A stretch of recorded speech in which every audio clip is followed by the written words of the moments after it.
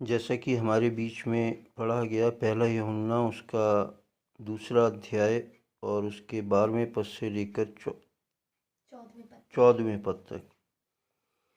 12वें पद में लिखा है, हे बालकों, मैं तुम्हें इसलिए लिखता हूँ कि उसके नाम से तुम्हारे पाप क्षमा हुए हैं।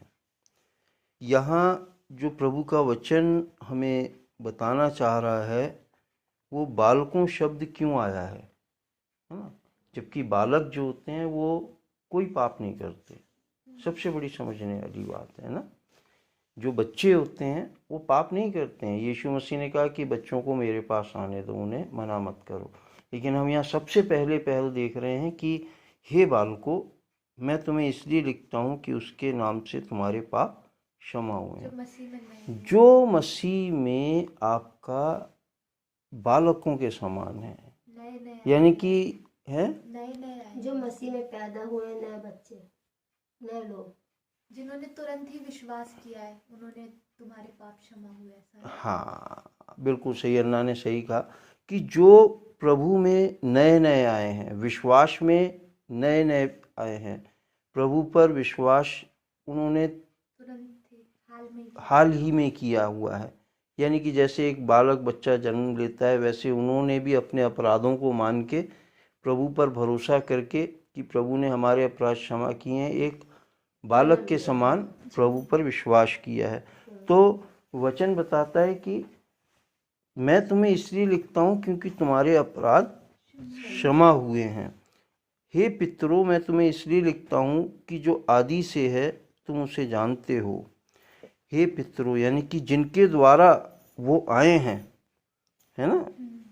पितरों में हम ये मान सकते हैं वो प्रचारक हैं, वो प्राचीन हैं, वो सेवक हैं, हाँ बुजुर्ग भी मान सकते हैं, जिनके वचनों को सुन के वो नए नए आए हैं विश्वास में, उनके अपराध क्षमा हुए हैं। और यहाँ लिखते हैं कि हे पितरों, मैं तुम्हें इसलिए लिखता हूँ कि जो आदि से है तुम उसे जानते हो, क्योंकि तुमने ही उन तक ये वचन को पहुँचाया है। हे जवानों, मैं तुम्हें इसलिए लिखता हूँ कि तुमने उस दुष्ट पर जय पाई है। जवान कौन है? जो समझ चुके हैं, जिन्हें चलते चलते प्रभु में समय बीत चुका। जवान बच्चा कब होता है? जब कम से कम आपका 20-22 साल का, 25 साल का हो जाता है ना। बालक कब तक कहलाता है? जब तक कि नाबालिग होता है वो, है ना, यानी कि 16-17 साल की उम्र तक। लेकिन जब वो आपका 18, 19, 20, 21, 22, 23, 24, 25, 30 तक जब पहुंच जाता है, 35 तक भी, तब वो जवान हो जाता है ना। तो जिनका विश्वास कहते हैं आपका इतना हो चुका है कि 20-25 साल हो गए हैं और उन्होंने मसीह की शिक्षा को बहुत ही मजबूती से पकड़ रखा है और वो उसमें जवान बन गए हैं, एक दमदार इंसान बन गए हैं। उनके लिए लिखा है वचन में कि हे जवानों, मैंने तुम्हें इसलिए लिखा है कि तुम बलवंत हो और तुमने दुष्ट पर जय पाई है। हे लड़कों, मैंने तुम्हें इसलिए लिखा है कि तुम पिता को जान गए हो। हैं 14वें पद में, हे पितरों, मैंने तुम्हें इसलिए लिखा है कि जो आदि से है तुम उसे जान गए हो। हे जवानों, मैंने तुम्हें इसलिए लिखा है कि तुम बलवंत हो और परमेश्वर का वचन तुम में बना रहता है और तुमने उस दुष्ट पर जय पाई है। 13वां पद और 14वां पद जो है मिलता जुलता सा है ना। तो इस बात को हमें समझना है कि प्रभु ने आज जो हमें वचन दिया है वो वचन हम सभी के लिए है। अगर हम नए नए प्रभु के वचन पर विश्वास कर कर और अपने अपराधों को मानकर आए हैं तो प्रभु हमने हमारे अपराधों को क्षमा किया है।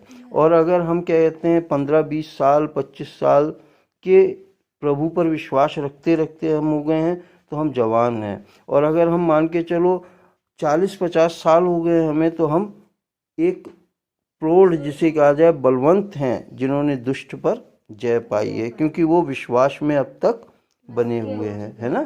तो प्रभु का वचन आज हमें ये शिक्षा देता है कि बड़े प्यार से वो हमें समझा रहा है कि तुम छोटे बालक भी हो जो आए हो और तुम बड़े भी हो जब तुम धीरे धीरे परिपक्व होते चले जाते हो। तो हम अगर अपने आप को बालक समझते हैं तो भी प्रभु का वचन हमें समझाता है, और अगर हम अपने आप को प्रौढ़ समझते हैं, जवान समझते हैं और एक माता पिता की तरह दूसरों को समझाने वाले समझते हैं, बड़े समझते हैं, तो हमें क्या है, प्रभु का वचन कहता है कि तुमने दुष्ट पर जय पाई है ना। तो हमें आज के वचन से ये समझना है कि हम किस कैटेगरी में हैं, हम किस कैटेगरी में हैं। अगर हम जिस भी कैटेगरी में हैं तो हमें उस कैटेगरी के हिसाब से प्रभु में और मजबूत बनना है ना, दिन प्रतिदिन और मजबूत बनना है, ताकि हम प्रभु के इस वचन को मानने में, जानने में प्रभु को, और अपने आप को मजबूत कर सकें, ताकि जो शैतान हमारे जीवनों को फाड़ खाने के लिए एक सिंह की तरीके से रहता है इस आड़ में कि कब हमें वो फाड़ खाए, उसका कोई दाव हम पर नहीं चलने पाए। प्रभु के वचन के पढ़े और सुने जाने पर बहुत से आशीष हो। आमीन आमीन आमीन। प्रभु यीशु मसीह के नाम में प्रार्थना करेंगे। हे सर्व सामर्थी पिता परमेश्वर, प्रभु यीशु मसीह के नाम में आपका हृदय से धन्यवाद धन्यवाद धन्यवाद कहते हैं प्यारे पिताजी, आज के वचन के लिए जिसने हमारी हर एक अवस्था को बताया और हमें दिलासा दिया कि हम जिस भी अवस्था में हैं प्यारे पिता परमेश्वर, चाहे हम मसीह में नए हैं, चाहे हम नए विश्वासी हैं, चाहे हम बूढ़े हो गए हैं, चाहे हम जवान हो गए हैं प्यारे पिता परमेश्वर, लेकिन सब बातों में मिलाकर आपका वचन हमें आशीष देता है और ये चाहता है कि हम इस दुष्ट पर जयवंत, जैसा वचन में लिखा है कि तुम जयवंत से बढ़कर हो, हम उसी प्रकार बढ़ते चले जाएं। प्यारे पिता परमेश्वर, यही विनती निवेदन प्रार्थना धन्यवाद के साथ आपके चरणों में रखते हैं, अपने पड़ोसियों के लिए, अपने दोस्तों के लिए, अपने दुश्मनों के लिए, अपने रिश्तेदारों के लिए, अपने मिलने जुलने वालों के लिए, अपने सगे संबंधियों के लिए, हमारे तमाम बहन और भाई और बच्चों के लिए प्यारे पिता परमेश्वर, कि वो भी आपके वचन में मजबूती से जड़ पकड़ सकें प्यारे पिता परमेश्वर। जिस भी अवस्था में हैं, चाहे वो नए नए विश्वासी हैं, चाहे उन्हें 20-25 साल हो गए हैं, चाहे वो 40-45 साल हो गए हैं, चाहे वो बुजुर्ग हो गए हैं प्यारे पिता परमेश्वर, हर स्थिति में दुष्ट पर जय पाने वाले बन सकें प्यारे पिता परमेश्वर। आपके वचन की सामर्थ्य हमारे जीवनों में कार्य करे, आपके आत्मा से हम बलवंत होते जाएं प्यारे पिता परमेश्वर। अनुग्रह करें, दया करें प्यारे पिता परमेश्वर। विनती निवेदन प्रार्थना धन्यवाद के साथ आपके चरणों में रखते हैं, अपने तमाम ऐसे बहन और भाई और बच्चों के लिए प्यारे पिता परमेश्वर, अपने मरीजों के लिए प्यारे पिता परमेश्वर, कि जो बीमार हैं प्यारे पिता परमेश्वर, जो कैदी हैं प्यारे पिता परमेश्वर, जो परदेसी हैं, जो कंगाल हैं, जो तंगहाल हैं, जो लाचार हैं, जो कमज़ोर हैं, जो घायल हैं, जो भूले और भटके हुए हैं, भरमाए हुए हैं, घबराए हुए हैं, डरे हुए हैं, नाना प्रकार के शैतान के दुष्ट के फंदों में जकड़े हुए हैं, पियक्कड़ हैं, खाऊ हैं और प्यारे पिता परमेश्वर आग में डाले जाने को हैं, मारे डाले जाने को हैं, घसीटे जाने को हैं, हमारे तमाम ऐसे बहन और भाई और बच्चों पर अनुग्रह करें प्यारे पिता परमेश्वर, दया करें प्यारे पिताजी, क्योंकि वचन हमें यही बताता है कि मेरी प्रजा जो अज्ञानता के कारण भटकती रहती है प्यारे पिता परमेश्वर, हमारा ये आपका ये वचन प्यारे पिता परमेश्वर हम सबों के लिए, जो आप में बालक हैं, चाहे जवान हैं, चाहे आपके बुजुर्ग हैं प्यारे पिता परमेश्वर, उनके जरिए प्यारे पिता परमेश्वर हमारे ऐसे बहन और भाइयों पर जो नाना प्रकार के बंधनों में जकड़े हैं, बीमार हैं, कमज़ोर हैं प्यारे पिता परमेश्वर, उन तक आपका वचन पहुँचे ताकि वो भी आप में बचाए जाएं, उनके भी अपराध क्षमा हों प्यारे पिता परमेश्वर, और वो आप में और आपके आत्मा में सत्य में बलवंत होते चले जाएं प्यारे पिताजी। अनुग्रह करें, दया करें प्यारे पिता परमेश्वर।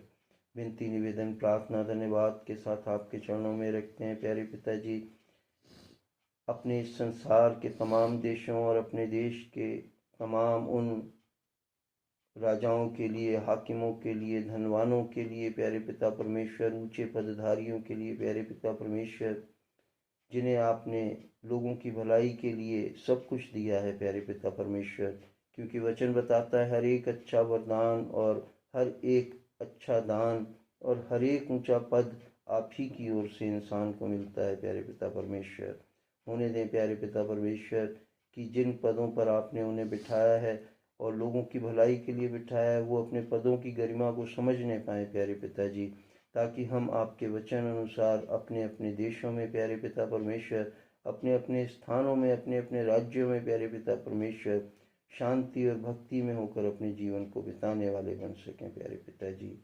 अनुग्रह करें, दया करें प्यारे पिता परमेश्वर। विनती निवेदन प्रार्थना धन्यवाद के साथ आपके चरणों में रखते हैं प्यारे पिताजी। अपने इस संसार के तमाम देशों के और अपने देश की तमाम कलीसियाओं के लिए प्यारे पिता परमेश्वर, और उनमें काम करने वाले तमाम पास्टर्स के लिए, याजकों के लिए, सेवकों के लिए, प्रचारकों के लिए प्यारे पिता परमेश्वर, जिनके द्वारा आपका वचन लोगों तक पहुंचाया जाता है प्यारे पिता परमेश्वर, उनको अपनी ऐसी बुद्धि, अपनी ऐसी समझ से, अपनी अपनी आत्मा से, अपने आश्चर्य कर्मों से प्यारे पिता परमेश्वर भर दें प्यारे पिताजी, ताकि उनके द्वारा जहाँ कहीं भी आपके नाम का प्रचार हो वहाँ आपकी सामर्थ्य प्रकट होने पाए प्यारे पिता परमेश्वर, आपका नाम ऊंचा होने पाए प्यारे पिता परमेश्वर, ना कि उनके जीवनों से, उनके बोलने से आपके नाम की निंदा ना होने पाए प्यारे पिताजी। अनुग्रह करें, दया करें प्यारे पिता परमेश्वर। आगे को प्यारे पिता परमेश्वर, जिन लोगों के लिए आपसे विनती निवेदन प्रार्थना रेनू ने, शारोन ने रखी है प्यारे पिता परमेश्वर, अपने तमाम ऐसे बहन और भाइयों और बच्चों के लिए आपसे एक बार फिर यही विनती करते हैं प्यारे पिताजी कि उनके जीवनों में आपका प्रकाश, आपकी ज्योति चमके और अंधकार की तमाम बातें जाती रहें प्यारे पिता परमेश्वर। दुष्ट की सारी शक्तियां प्यारे पिता परमेश्वर कमज़ोर हो जाएं, दूर हो जाएं प्यारे पिता परमेश्वर, ताकि उनके जीवनों से आपका नाम ऊंचा उठे और आपकी शांति जो वर्णन से अपार है, जैसा लिखा हुआ है कि वो शांति मैं तुम्हें देता हूँ जो संसार नहीं देता, प्यारे पिता परमेश्वर, वो शांति उनके हृदयों में राज्य करने पाए प्यारे पिताजी। अनुग्रह करें, दया करें प्यारे पिता परमेश्वर। आगे को प्यारे पिता परमेश्वर, आप ही हैं जो हमें ठोकर खाने से बचा सकते हैं और अपनी महिमा की भरपूरी के सामने मगन और निर्दोष करके खड़ा कर सकते हैं।